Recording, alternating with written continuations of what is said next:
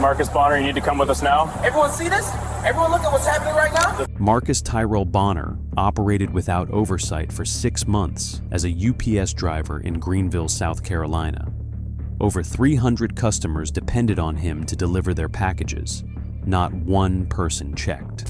300 packages you marked, delivered, and pulled off your road over the last 6 months. Stealing packages. Anyone in here believe We have this? your scanner records, your GPS data, and the stockpile at your... 317 packages, 6 months of theft. One delivery route through the apartment complexes on the east side of Greenville, South Carolina. By the time the search warrant team finished cataloging the inside of Marcus Tyrell Bonner's home, every brown box on his living room floor would be wearing the shipping label of someone on his own route. The handheld scanner had said delivered 317 separate times. The labels on those boxes said otherwise. 6 years of perfect attendance, clean DATI physicals, and unremarkable performance reviews.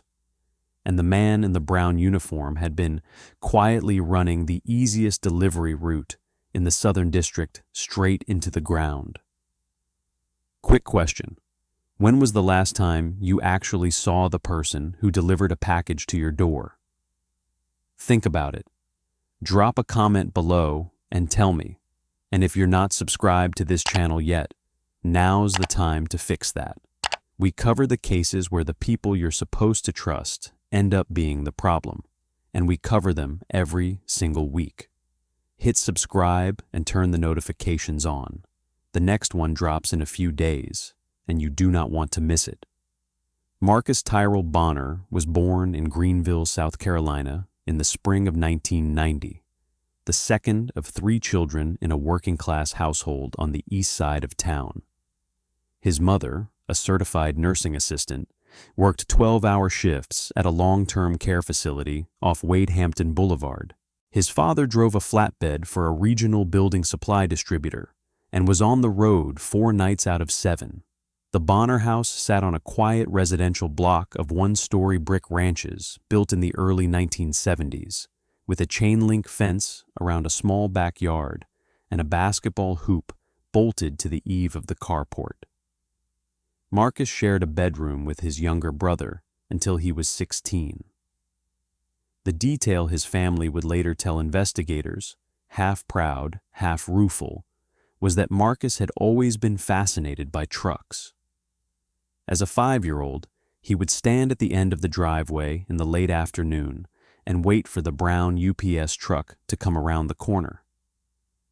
He could identify the engine sound before the truck came into view. By the time he was 8, he knew the regular driver by name.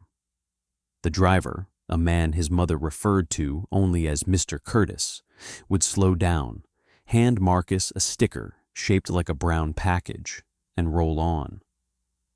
For a long stretch of Marcus Bonner's childhood, the brown truck was the most reliable thing on his street. He attended public schools throughout Greenville County. At Wade Hampton High School, he was, by every teacher's account, an average and pleasant student. He played 1 season of junior varsity football as a defensive tackle in 10th grade, quit the team in 11th grade after a knee strain, and finished his diploma in 2008 with a grade point average of 2. 4 and no disciplinary record.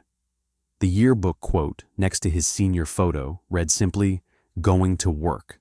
He meant it.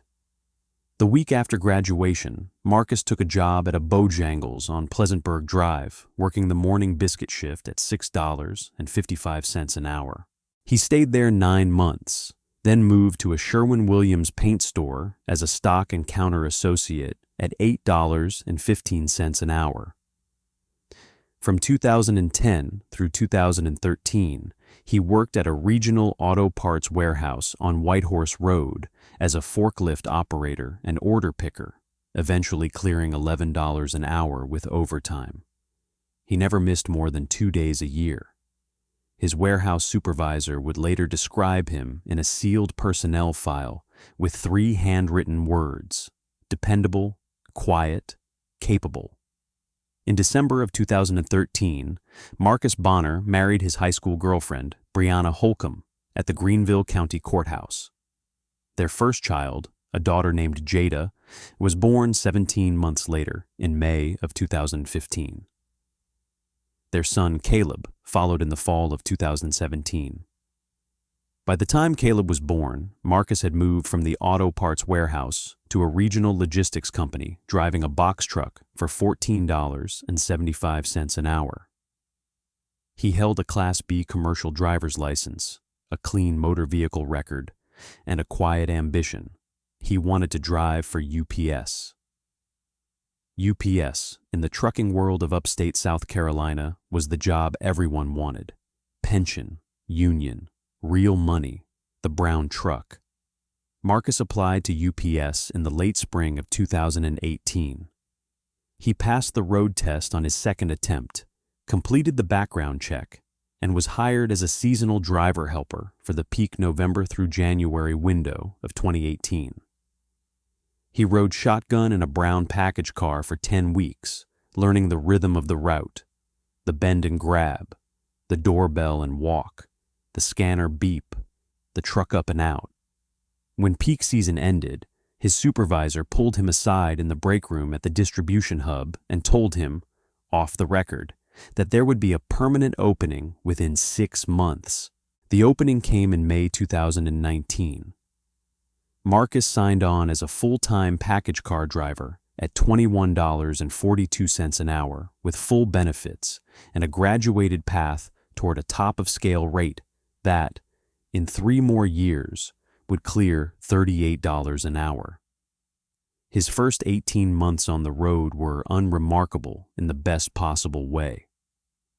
He drove a fixed suburban residential route in northeast Greenville County, finished his deliveries on time, learned the customers, and accepted Christmas tips through a homemade card the residents on Pelham Road circulated each December. His preload supervisor's annual evaluation in 2020 described him as consistent, polite with customers, and shows up. He was, on paper, exactly the kind of UPS driver the company quietly counted on, the one no one needed to think about. In the spring of 2022, a senior driver on the East Side Complex route retired with 32 years of service. The route opened for bid. Marcus had enough seniority to claim it. The route paid well, ran a slightly shorter mileage on paper than his old residential loop, and concentrated almost all of its stops inside a corridor of large apartment communities along Wadehampton Boulevard, Pleasantburg Drive, and the feeder streets that fed Interstate 385. He took it. The man who would later become the defendant in a felony breach of trust case did not, at that moment, understand what he had just been handed. He had been handed the perfect cover. UPS delivers an average of more than 24 million packages every single day across the United States. In a single 10-hour shift, a single residential driver on a dense urban or suburban route handles between 200 and 400 parcels. Every one of those parcels is tied to a single device clipped to the driver's belt, the handheld scanner the company calls a DIAD, short for Delivery Information Acquisition Device. The DIAD is, in practical terms, the truth of the package. It records the time of delivery, the GPS coordinates of the stop, the signature where one is required, and the disposition, delivered, attempted, refused, damaged. When the DIAD says delivered, the customer's tracking page updates, the shipper's contract obligation is closed, and the package is, as far as the system is concerned, no longer UPS's problem. The driver controls the DIAD. The driver chooses when to press the button. The driver chooses what to type into the optional notes field. Left at front door, left with concierge, left in parcel room, left at side gate. There is no second set of eyes on a residential delivery. There is no camera on the truck. There is no supervisor in the cab. For a route built around large apartment complexes, there is very often no homeowner standing at the door waiting. Apartment complex delivery is the most diffuse, least supervised delivery environment in the American parcel system. A typical Class A apartment community in upstate South Carolina contains between 150 and 300 individual residential units, spread across 4 to 12 separate buildings, served by a single leasing office that is closed on weekends and after 5 o'clock on weekdays. Some buildings have a centralized parcel room with electronic lockers. Many do not. Many simply have a wall of doorsteps and a vague company policy that packages may be left at the resident's door if the building has interior access, or at the leasing office during business hours, or, increasingly common, in the designated parcel area near the mailboxes. The driver picks. The driver decides where each individual package goes, and once the DIAD reads delivered, the burden of proof shifts entirely to the resident. The resident, of course, sees nothing. The resident comes home from work at 6 or 7 in the evening, opens an app on a phone, sees the green checkmark and the words "delivered." Front door 2:47 p.m. Walks to the front door and finds nothing. The resident assumes the obvious things in this order. A neighbor took it by mistake. A porch pirate followed the truck. UPS delivered to the wrong building. The leasing office signed for it without telling anyone. The resident files a claim with the shipper. The shipper opens a trace request with UPS. UPS pings the driver's DIAD record, sees the scanner said delivered, and absent a contrary scan, the trace closes. The resident eats the loss, or the shipper reships. The driver is never named because in the data, the driver did his job. This is the apartment complex's built-in alibi. It is not a flaw in UPS's system in the narrow sense. The system works exactly as designed. It is a flaw in the underlying assumption that the person in the brown uniform is honest. The system runs on the small, daily trust that the driver, alone at the truck, will press the button only when the package has actually left his hand and crossed the threshold of someone else's door. Marcus Bonner had been pressing that button honestly for almost 4 years. In the spring of 2024, he stopped. Investigators were never able to identify, with certainty, the first package Marcus Bonner stole. He told them later, in a proffer session that did not make it into the final plea agreement, that he didn't remember the first one either. He said it was small. He said it was a Bluetooth speaker, or maybe a pair of wireless earbuds in a manila padded mailer with a Best Buy return address. He said he intended, that first day, to deliver it. He said he picked it up off the floor of the package car at the third stop of the morning and walked it toward a building on the east side of one of the larger complexes, and the resident's door was at the back of a long interior hallway with no one in sight, and the parcel room across the breezeway was already overflowing because it was a Monday, and instead of leaving it on the doorstep, he turned around, walked back to the truck, sat down in the driver's seat, pressed the scanner button for delivered, front door, typed nothing in the notes, set the padded mailer behind his cooler, and drove to the next stop. He said nothing happened. He said the tracking page closed. He said no one called the leasing office. He said he kept waiting for 2 or 3 days for the phone to ring at the hub, for his preload supervisor to walk over to his package car at 6 in the morning and ask him a question. The phone did not ring. The supervisor did not walk over. The padded mailer sat in the floorboard of his garage for a week, and then he opened it, took the earbuds out, threw the box in the residential garbage on the curb in front of his own house, and listed the earbuds for sale on a Facebook marketplace account he had created under his cousin's name 3 years earlier, to sell a used lawnmower. The earbuds sold within 48 hours for $140 cash. The next week, he took 2 more packages. The week after that, 4. By the end of May 2024, he was averaging between 5 and 9 diverted parcels per shift. By July, on his heaviest days, he was taking as many as 15. The method, once it stabilized, was simple. Marcus Bonner had spent 2 years learning his route. He knew which buildings had cameras at the entry and which did not. He knew which leasing offices were diligent about logging packages and which let them pile up on a folding table. He knew that the parcel room at the south end of Wade Crossing Apartments had been broken for almost a year. The keypad lock did not work.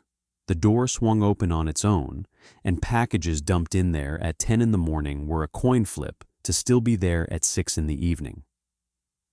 He knew that the residents of Building 12 at Ridge Point were almost all young professionals who left for work by 7 and did not return until well after dark, which meant a doorstep scan at 1 in the afternoon would not be investigated, in most cases, until the resident came home and checked the app. He targeted electronics first, then designer goods, perfumes, handbags, sneakers, watches. He could tell, with a glance and a heft, which boxes were worth pulling. A 9-pound box from Best Buy with an outer shipping label that read lithium battery inside was a laptop. A small, square, heavy box with an Apple logo printed on the corner of the shipping tape was an iPhone. A long, flat box from Nordstrom was clothing. Not worth it. A medium box from Sephora was perfume. Worth it. He developed, in essence, a triage instinct. The high-value boxes went behind the cooler in the cab. The cooler held his lunch. No supervisor at any UPS distribution hub in the United States routinely searches behind a driver's lunch cooler at the end of a shift. At the end of each day, Marcus drove the brown package car back to the hub, parked it in its assigned slot, walked his DIAD to the dispatch window, signed out, clocked off, walked to his personal vehicle in the employee lot, a 2015 Chevrolet Silverado, and transferred the diverted parcels from the package car to a black canvas duffel bag in the bed of his truck. He drove the duffel bag home. He carried the duffel bag into his garage. He stacked the boxes against the back wall. For a while, he kept up with the unboxing. He would open 3 or 4 packages a night, separate the merchandise from the packaging, throw the empty boxes into his residential garbage can, the same brown rolling can the city collected on Thursday mornings, and list the merchandise on Facebook Marketplace, eBay, and a local trading group through a phone he kept registered in his cousin's name. The cash came in steadily. Not enormous sums. $100 here, $200 there. On a good week, $800 in resale revenue on top of his union paycheck. He did not buy a new car. He did not buy a boat. He did not take a vacation. The investigators later said that, in some ways, this is what made the case so quietly damning. He wasn't living large. He was living slightly better. A new TV in the living room, new rims on the Silverado, school clothes for the kids without checking the price tag, the small, invisible upgrades. By August of 2024, the operation had outgrown his garage.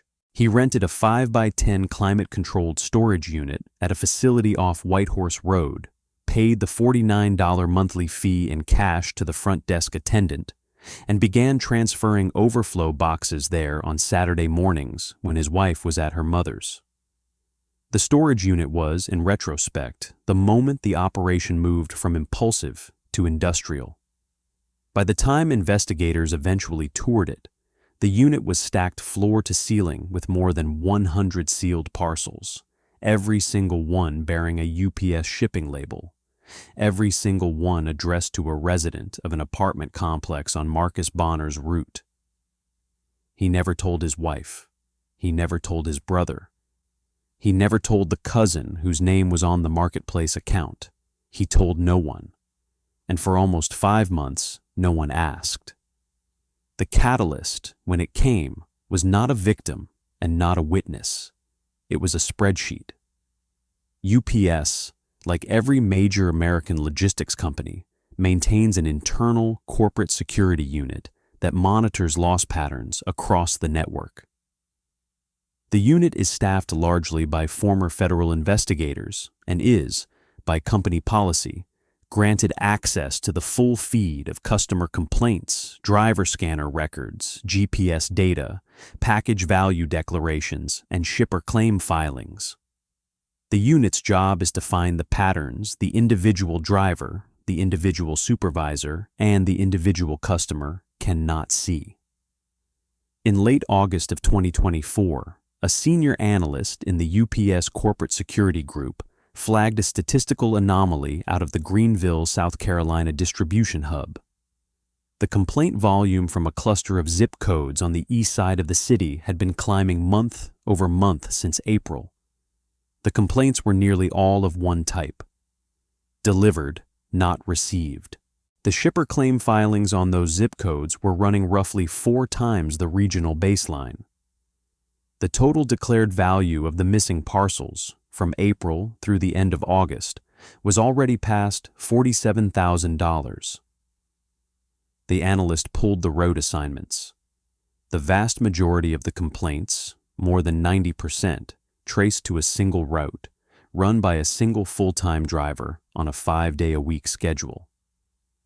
The route ID was logged to a 6-year employee named Marcus Tyrell Bonner. The analyst pulled Bonner's DIAD records for a sample of 50 complaint dates. She pulled the GPS pings for the corresponding stop times. She pulled the package weights, the shipper names, and the declared values. The pattern was not subtle. On day after day, packages logged delivered. Front door had been scanned at GPS coordinates that did not match the recipient's building. Some were scanned while the package car was still moving down the access road, before it had stopped at the destination.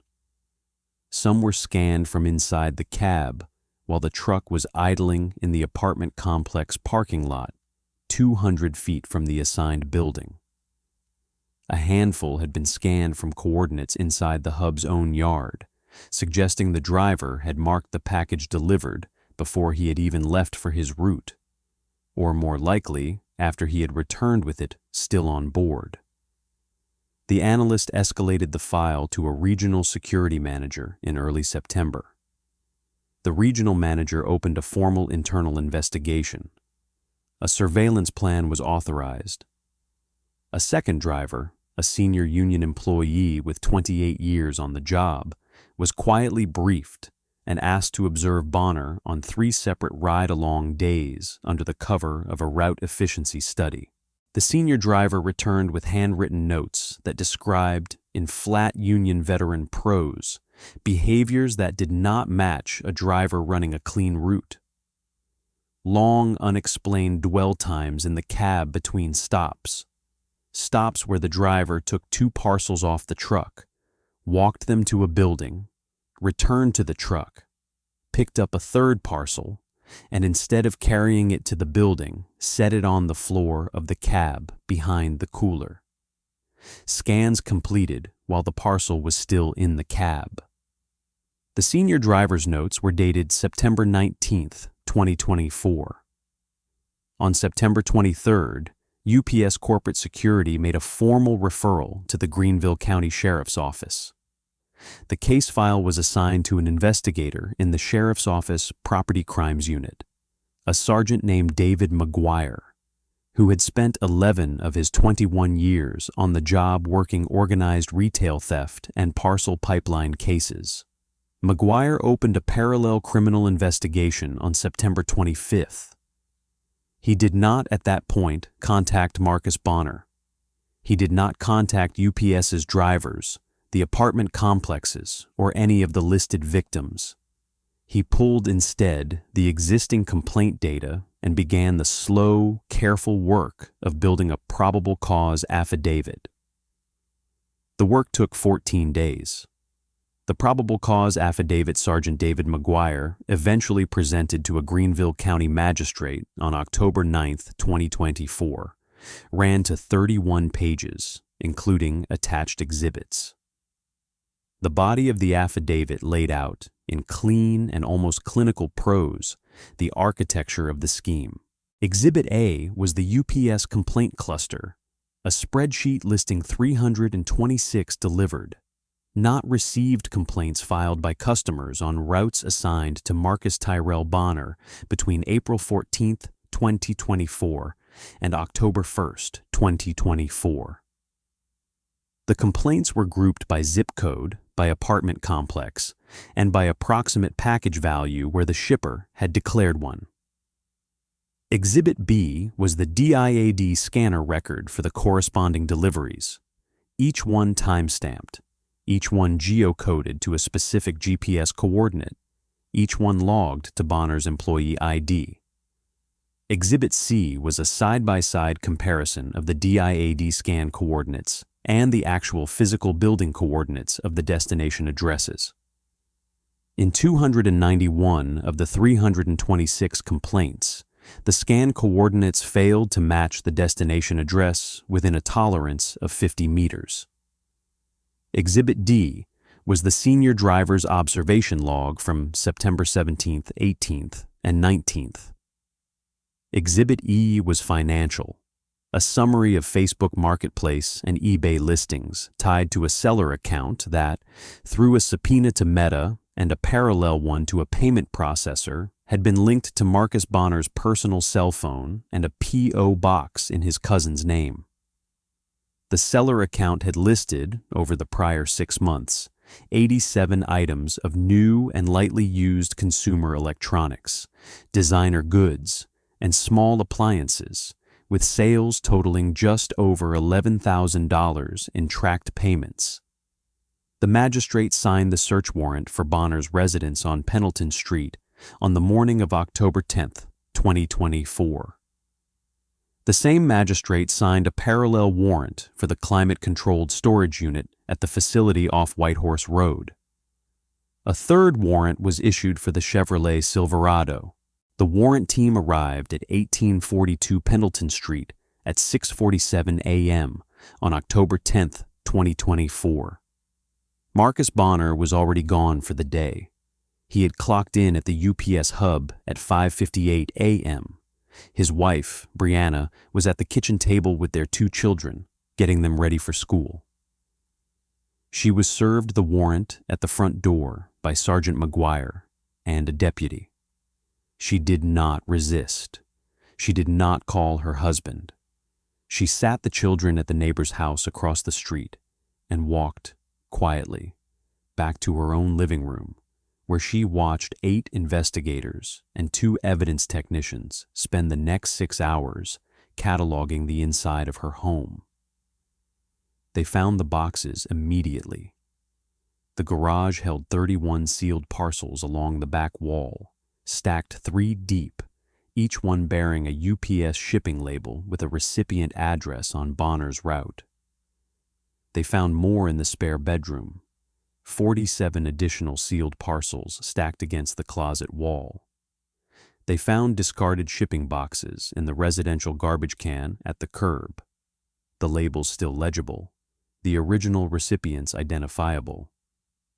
They found, in a hallway closet, a black canvas duffel bag containing 6 iPhones, 4 AirPods, 2 laptops, a Louis Vuitton crossbody bag with the gift receipt still tucked into the dust bag, and a small, clear plastic bin of unopened perfume bottles. They found, on the kitchen counter, the cousin's prepaid cell phone, unlocked, with the Facebook Marketplace app already open to an active listing for a pair of Bose noise-canceling headphones, priced at $180 cash, local pickup only. The storage unit, when investigators arrived an hour later, held 104 additional sealed parcels. The total recovery at both locations, when finally cataloged, came to 283 parcels physically recovered, plus an additional 34 parcels identified as having been opened and resold, plus discarded packaging from another 56 parcels that could be matched to specific shipping labels. The aggregate count of stolen and diverted packages, by the time the indictment was finalized, exceeded 317. We are about to get into the courtroom.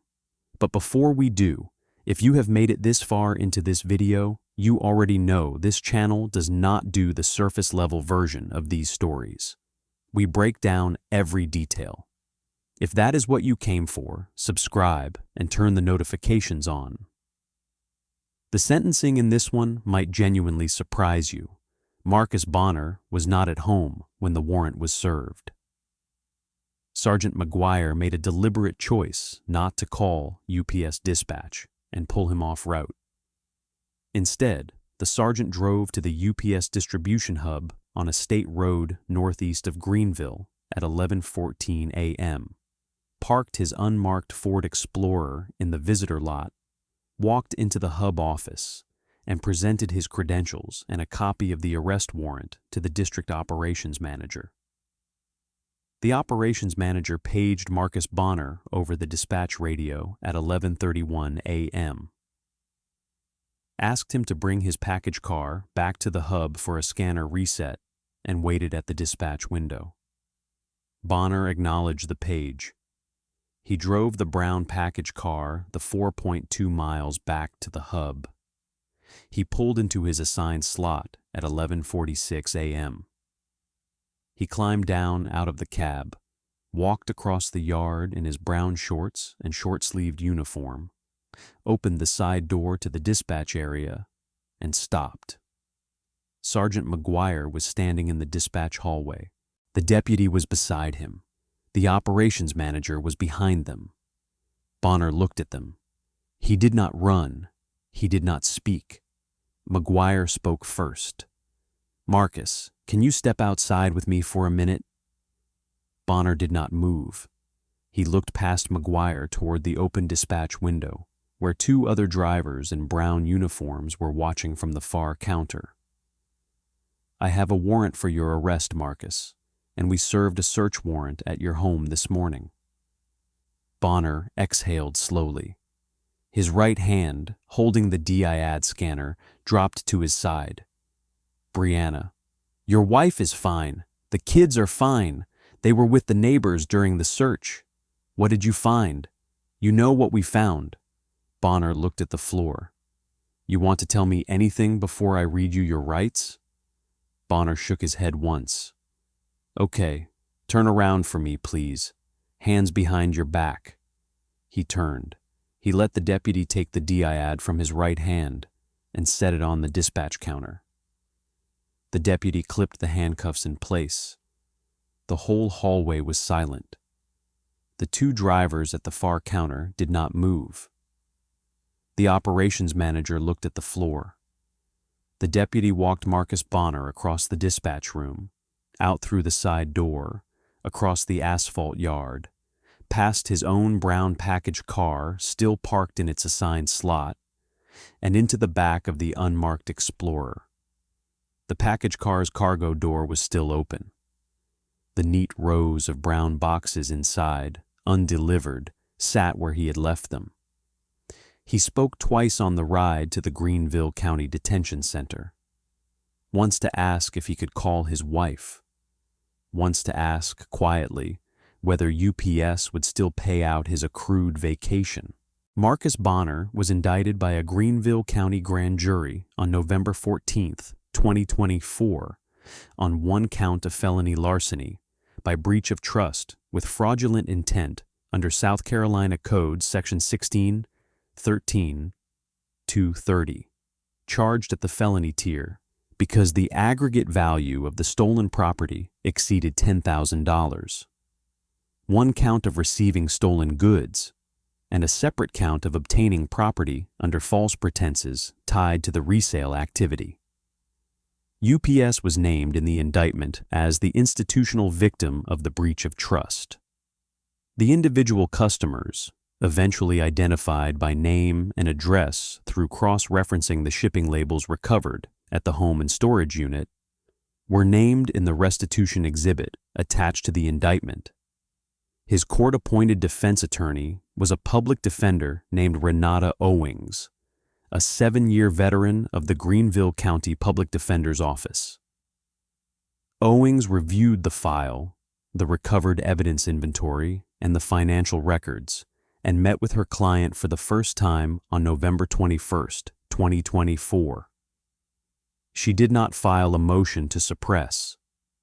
The search warrant was airtight. The scanner records were business records. The labels were the labels.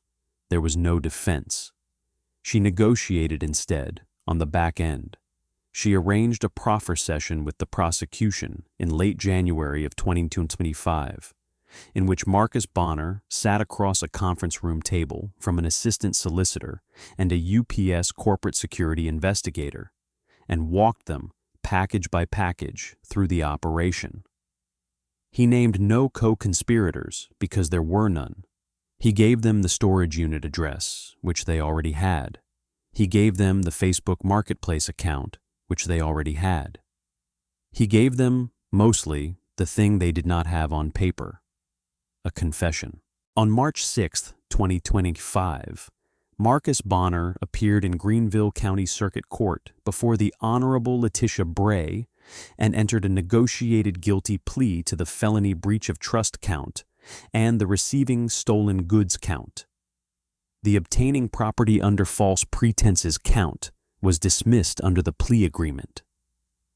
The state recommended an active sentence of 8 years in the South Carolina Department of Corrections, with 5 years suspended, full restitution to UPS and the named individual victims, 5 years of supervised probation upon release, and a permanent prohibition on employment in any common carrier, postal, or parcel delivery industry. The restitution figure, when finalized, was $148,412. UPS absorbed a portion.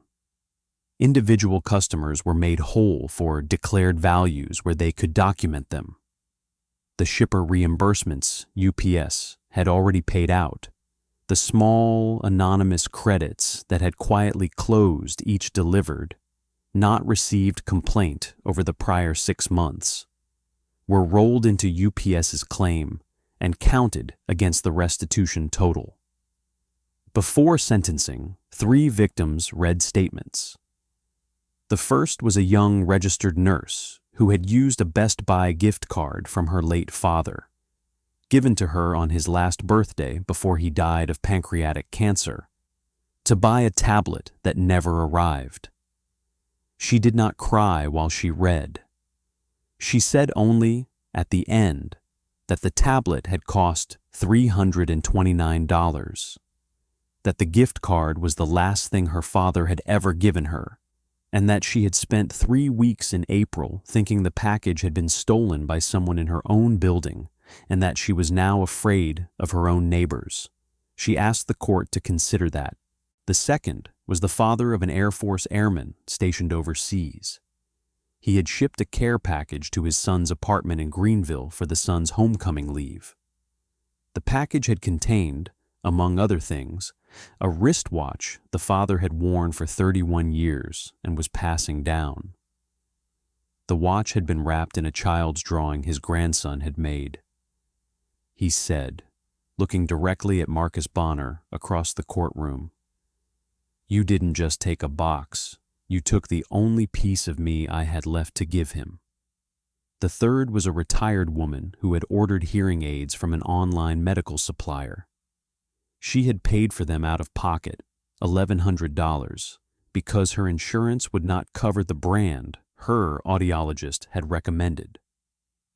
The delivered notification had arrived on a Tuesday in June.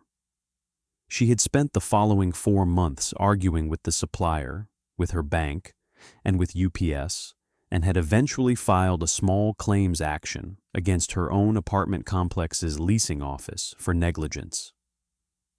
She had dropped the action only when investigators contacted her in October.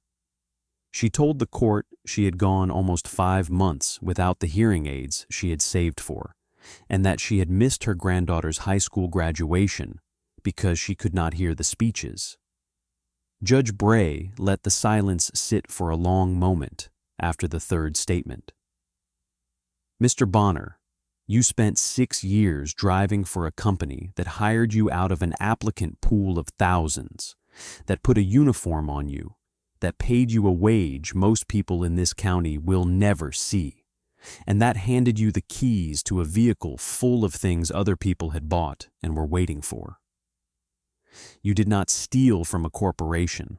You stole from a nurse who lost her father, from an Air Force father trying to reach his son, from a grandmother trying to hear her granddaughter speak. The corporation is the institutional victim on paper. The actual victims are the people who walked into this courtroom today and the more than 300 others who did not. You were not desperate. You were not unemployed. You were not in crisis. You were comfortable, and you decided that comfortable was not enough, and you chose to take it out of the boxes you were paid to deliver. The court accepts the negotiated plea. The court imposes the recommended sentence. She sentenced him to 8 years, 3 to serve, 5 suspended, full restitution, supervised probation. She remanded him to custody. He was transferred 2 weeks later to Tiger River Correctional Institution in Enoree, South Carolina, a medium security facility approximately 30 miles from his home. His projected release date, with credit for good time, falls in the late summer of 2027. UPS issued a 1-paragraph statement to local media on the morning of the sentencing. The statement noted that the company had 0 tolerance for theft, had cooperated fully with law enforcement, had terminated the employee immediately upon arrest, and had refunded affected customers. The statement did not name Marcus Bonner. Brianna Bonner filed for divorce in May of 2025. She retained the house on Pendleton Street and primary custody of the 2 children. The 2015 Chevrolet Silverado was sold to a private buyer in Spartanburg for $9,400. The proceeds went toward restitution. The brown package car Marcus Bonner had driven for 2 years was reassigned to another driver the morning after his arrest. The route, on paper, did not change. The apartment complexes along Wadehampton Boulevard and Pleasantburg Drive received their packages on time, the next day, and the day after that, and every day after that. The delivered scans came in clean.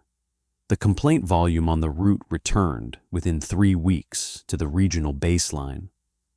The brown uniform, the man who had worn it, and the 317 labels that had been stacked against the back wall of his garage, all of it had simply been absorbed back into the system. The trucks kept rolling. The buttons kept beeping. The doorsteps kept getting packages. Somewhere in a storage room at a Greenville County evidence facility, the boxes are still in their original UPS shipping labels, sealed in clear evidence bags, waiting for the customers they were paid to reach. This case was quiet. It did not have a body. It did not have a courtroom screaming match. It did not have a chase. It had a man in a brown uniform, a button on a scanner, and 317 labels stacked in a garage. But the case right here on the side of your screen, that one is louder. That one is worse. Click it now.